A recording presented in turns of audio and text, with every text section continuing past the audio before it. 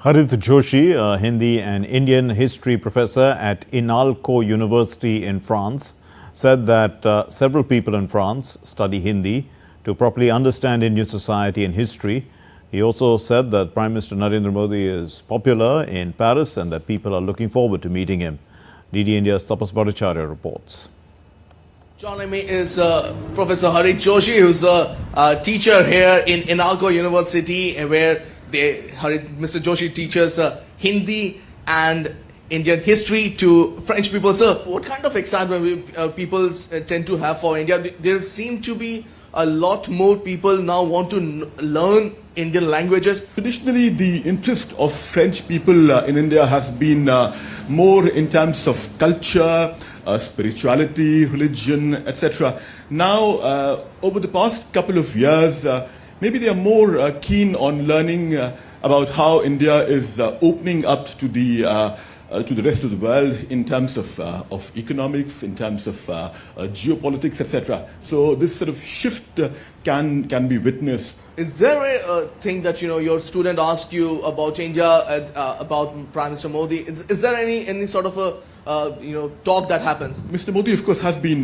very visible on the international scale ever since he's been in power. So yes, our students do exhibit an interest in him, in what he's doing, in the sort of policies he's been following, his government has been following. Indeed, yes. Is Hindi popular here, or is other languages also catching up other Indian languages? See, in the university where I teach, Hindi has been taught for the past almost 2 centuries, and the profile is very different. You have people who are interested in working on Indian culture, Indian history, Indian society. There are others who are more keen on doing business with India, and they do appreciate the fact that to be able to establish a rapport, a working relationship with their Indian partners, you do need to be familiar with one of the local languages. There are people whose parents, whose grandparents migrated to France for some reason or the other,